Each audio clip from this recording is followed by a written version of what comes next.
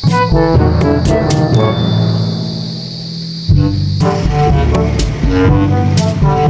ay tapos na po yung kitang po ni Tito ninyo. Hindi ko lang po alam kung ilang pero. Dito po yung tinta po ng pusit. Ayan po at luto na po yung ating ginisang munggo. Bali po ngayon ay nagagawa po si Tito ninyo po ng kitang. Ito po yung kitang. Yan po ay panghuli po ng bonito. Tulingan. Tulingan, yellowfin. Ito po ay ginawa lang niya po na isa-isa talagang tiyagaan lang po talagang paggagawa po ng ganitong pain.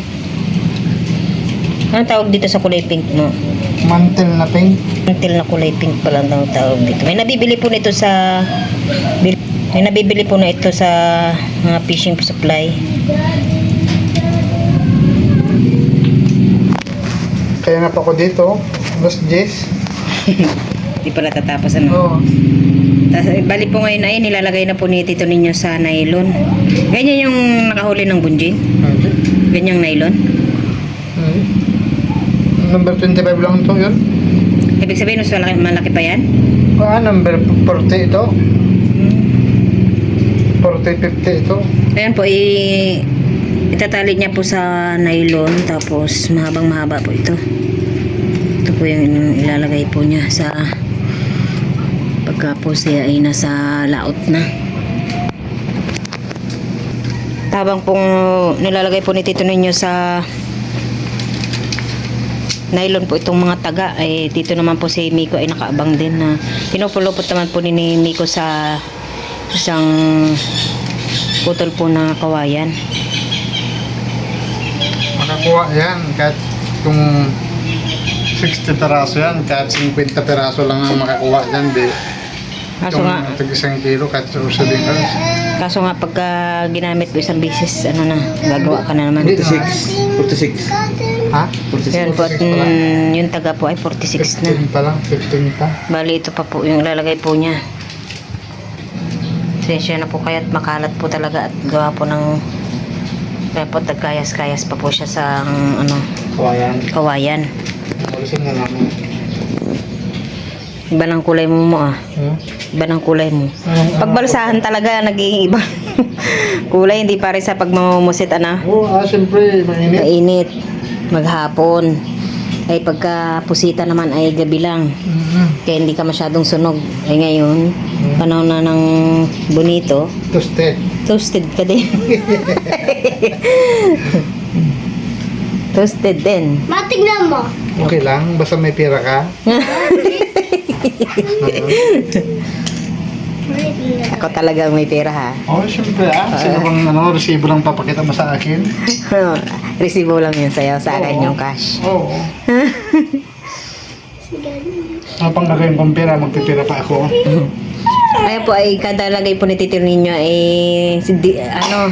didipahin niya. Hindi pa po yung agwat po ng bawat taga. Kalati.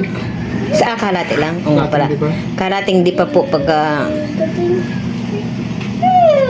kada isa ang agwat po ng taga.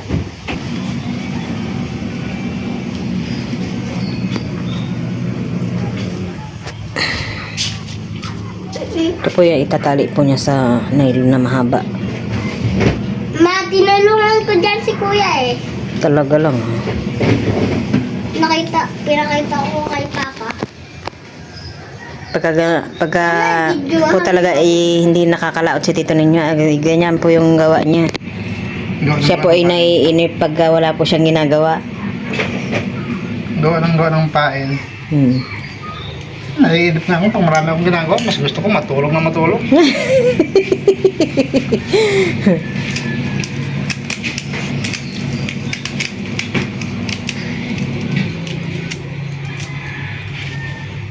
Napapa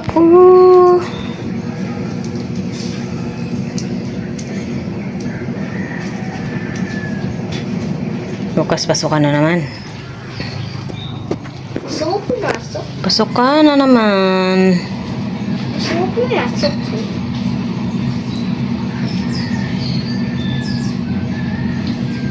kitang. 29, pwede na lumakad pa madam. Kailan? 29. 29? 26 pa lang ngayon. Oh, 26 pa Mga lang. 7 na. Sa 29 pa po sa 29 pa po pala ang pwedeng lumaot. Pwede pang mag-relax-relax 2 araw. Magre-relax ka muna ng 2 days bago lalaot. Kondisyon mo muna yung katawan mo. Condition na. Tingnan. Ilang araw ng kondisyon na. Mga 7 na. 7. Nanghihina na nga, hindi ako nakakata ng alat. Namimiss mo yung alat. Hindi ako nababasa ng tubig alat. Parang nanghihina ka mo kapag ganun.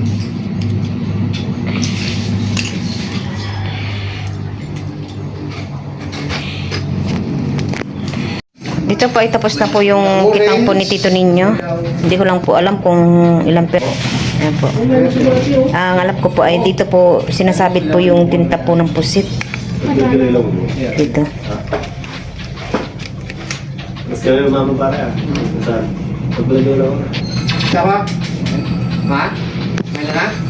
At dito naman po ay gumagawa po ulit ng pain po si Tito ninyo. Para pa bukas ay lalaot na po siya. Ganito po ito. Parang mantel lang po siya. Kulay pink. Ito kapote ng bata yan. Kapote ng bata. Napulot mo lang. Napon eh. Ito po pala ay kapote lang po ng bata. Ito po ay ito po yung napulot po ni Tito ninyo. Ayos ah.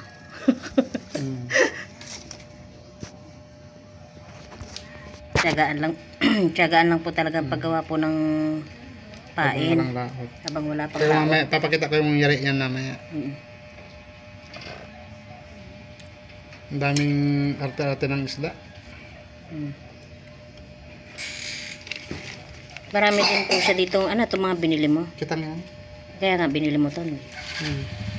Ito naman po yung para po sa kitang. Maraming hindi katulad ng pagmamusit, ilaw lang, tapos siwasiw. Kaya nga. Sa Tsaka- pangingisda, maraming meron pang ibabaw, may pang ilalim. Pag ayaw na nilang mababaw, malalim, iba na naman ang pain sa malalim.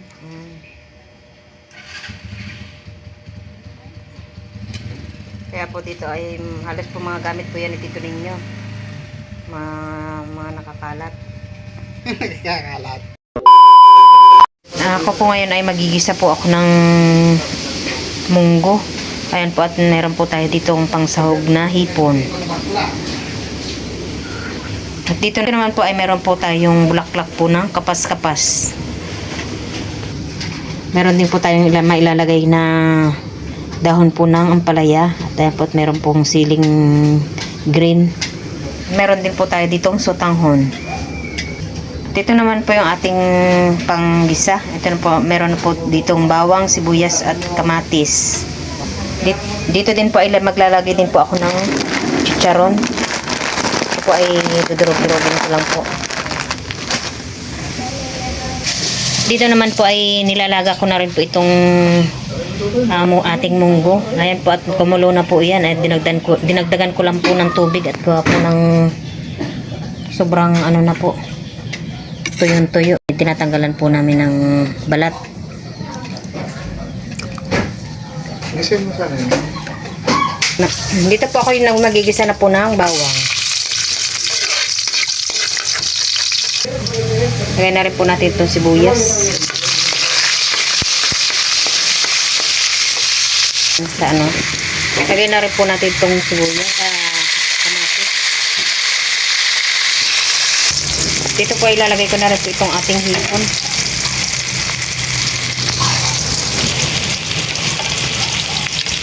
Ngayon po ay may ulan.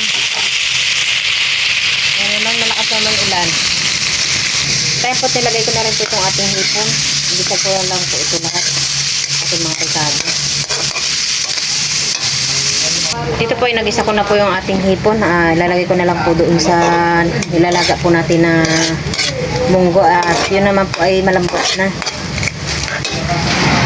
At dito naman po ay nilagay ko na po yung ating mga sahog. Nilagay din na din po natin itong hipon at saka itong chicharon. Loaded na. Sahog pa lang dami. po yan sa ulan. Ganyang luto. Punong-puno po yung ating kasirola. At ayan po, nilagay ko na rin po itong ating dahon po ng ampalaya. Ako hintayin na lang po natin na maluto po yung ampalaya. Pwede na po yan. Luto na. Ayan po, at luto na po yung ating ginisang munggo. Dahil po natin sa hog. Ayan po, bibigyan po natin sila tutoy at saka si nanay. Usok-usok pa. Grabe po, lakas po ng ulan ngayon. Ipon muna natin lang. Abuti po tayo, nakakuha po tayo ng kapas-kapas po sa likod. At dahon ng ampalaya. Wow. Ganito po yung gusto ko po sa munggo, yung malapot po yung sabaw.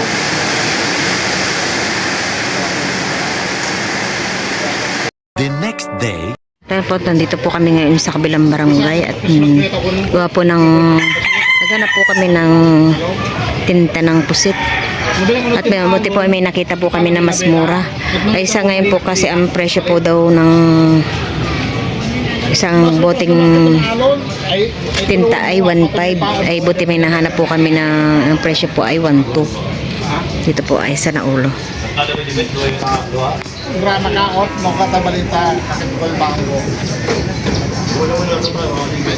Ayan po, kasama ko po si Kinkin. Si Kinkin po ay kagagaling lang po sa lagnat at ngayon po ay inuubo pa rin po siya. Bakit niyo ito? Bali, simula po nung Friday ay nilagnat na po siya, kaya po ay hindi po siya nakapasok nung Friday hanggang kahapon. Buti po ngayon ay medyo magaling na siya.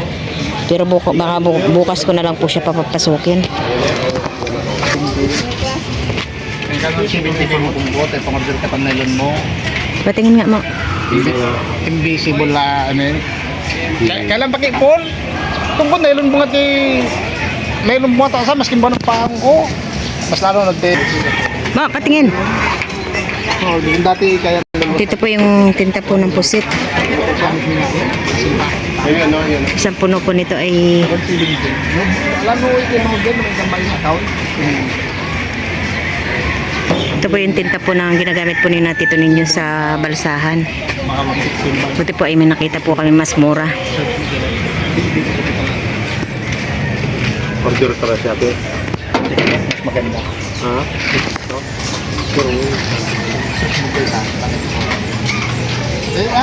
Dito po sa lugar po na ito ay puro mga pinsanin din po ni Tito ninyo. Halos po mga nakapaligid po dito mga bahay ay mga pinsanin po niya. Mga tiyahin sa pinsan po ni nanay. Okay. Talaga siya.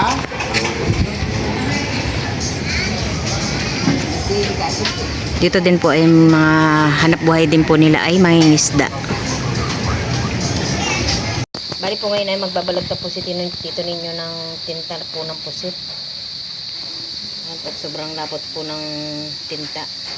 Pag ganito kalapit yan, Walang halo. hindi.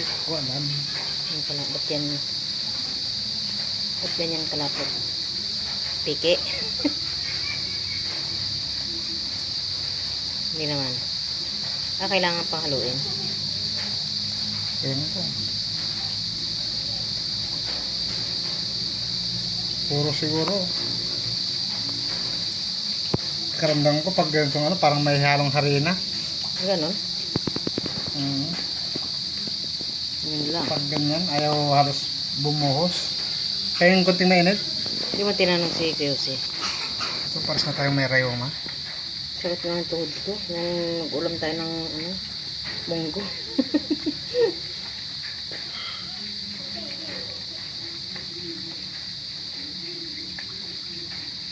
Tapos isasalain mo pa. Ibang klaseng tinta ito? Bakit? Balik mo. Hindi may mababalik.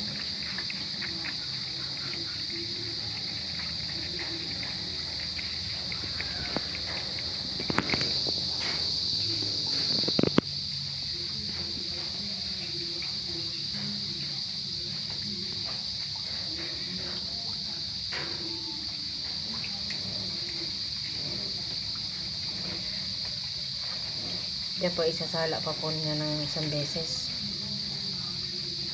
Dapat pala yung salaan na ano, no? Mm. Matagal siyang... Kasi pag ano yan, pag di sasalain yan, di bubuga. Mm. Kaya kailangan talagang sala. Kanya-kanyang para-paraan para ano, pagpadala sa isda.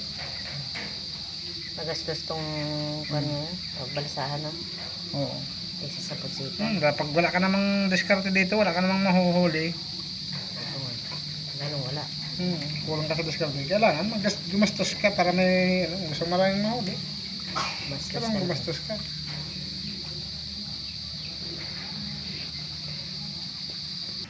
Kaya po at magbabalot na po kami ng tinta po ni Tito ninyo.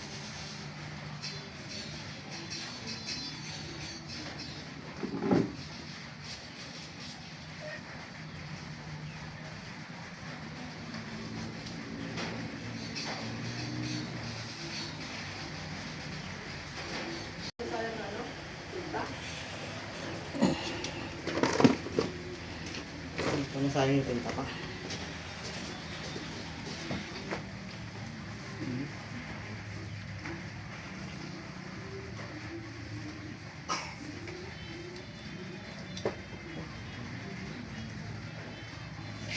Kailangan po yung gamit po ng tinta ay pare-parehas. Ako po ay marunong po na yan, pero hindi ako pinagkakatiwalaan po ni Tito ninyo ng balot. Para hindi na matintahan yung kamay mo. Ganun ba yun? Oo. Yeah. Mamaya matintahan yung kamay mo. Hindi mo ako ka dyan. Itong vlogger na to, itim-itim ng kuko.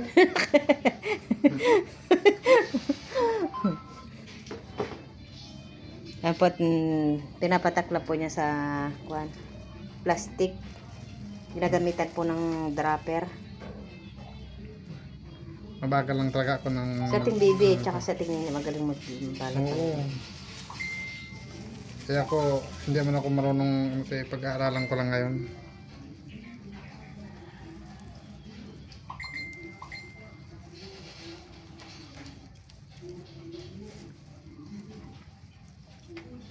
Ito yan eh. Yung ganito, talagang mabilis. Parang ano, ang kamay parang makanilya. Ating baby na.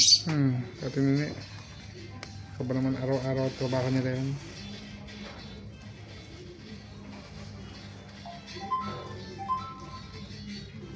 Nakagawa na po siya ng 2 piraso. Ito po yun. Tapos may partner pa yan. Yung kaninang ano, yung ginawa ko kaninang ano, na tamae yung tali-tali ko kanina. Yung pa yung partner niyan.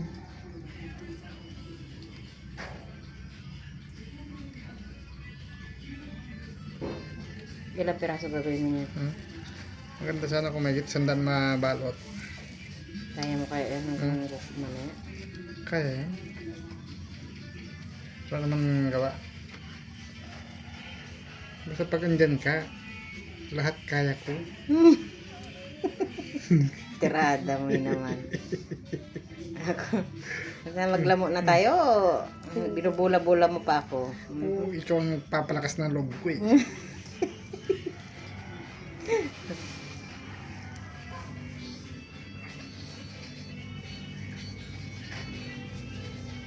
Sabay ganun.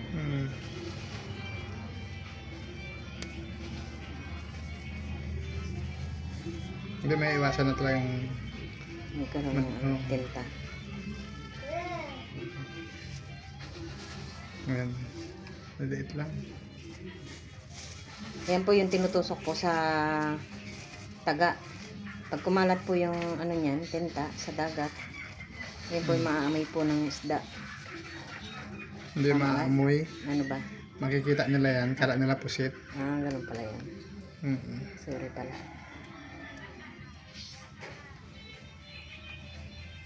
Yan po yung presyo po ng kung sa iba ay 1.5. Buti po kanina ay nakahanap po kami ng ganito lang. Pero matagal na rin po naman po magagamit po ni Tito ninyo yung tinta. Ay, siguro. Isang bote.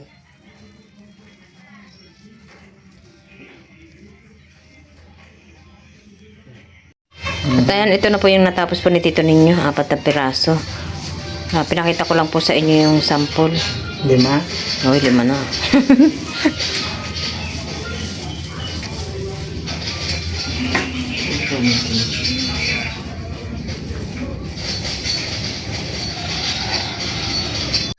Hello po, at ayan po, at ngayon po ay pupunta po kami ngayon sa bayan.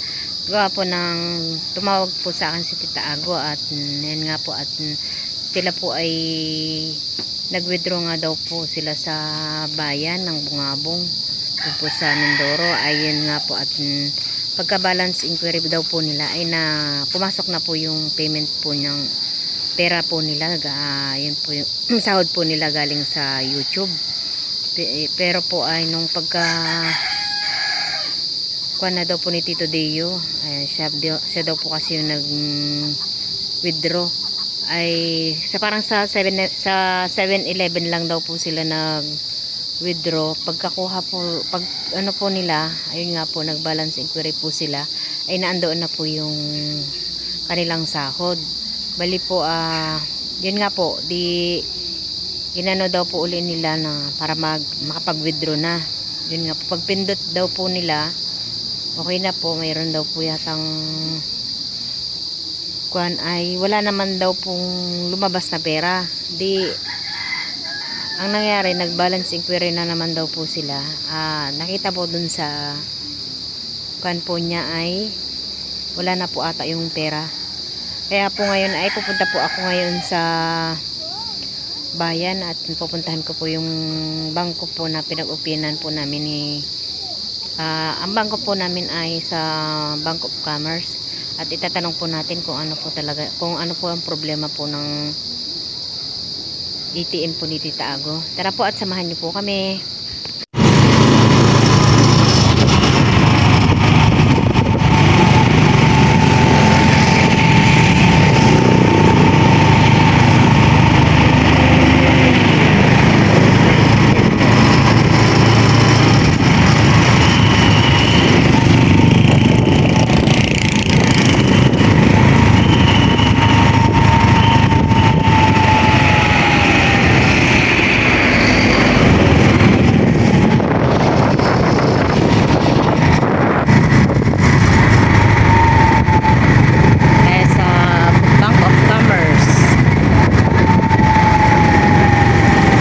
Nandito na po kami sa Bank of Commerce. Doon na tayo mag-pun Doon na tayo ano? Oo.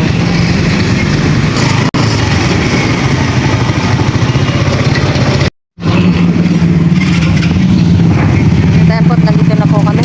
Papasok na po tayo dito sa bangko.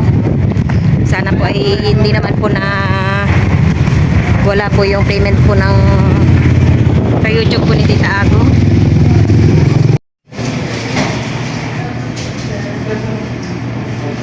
Nakalabas na po ako ng bangko, at sabi po sa akin ay buti nga daw po at na-report ko po agad, at 4 to 5 days pa daw po maibalik po yung pera po ni Tita Ago sa kanyang bangko. Doon pala sa sa Bungabong, walang branch ng BOC. Tapos ang pinakang kwan doon, ang BOC doon, Kalapan pa. Di ba 3? Dito sa pinaka. Oo. Na kagad. Oo nga na, doon. Ayan po. Ito na siguro sila doon. Oo, dito na rin sila. 29 ang biyahe nila eh. 7. Oo. O sabi mo 3 days para uwi kagad sila. Ayan po, at pa-uwi na po kami, at Siyempre, 3 days. Pagdating ng 4 days, andito na sila yun. Dapat talaga 29, andito na sila. Oo. Buti nga kamo, sa lang din pala sila nag-withdraw sa 7-Eleven. At ayan po, at pauwi na po kami, at okay naman po pala yung at may babalik pa po natin yung may babalik pa po pala yung pera ni Tita Ago.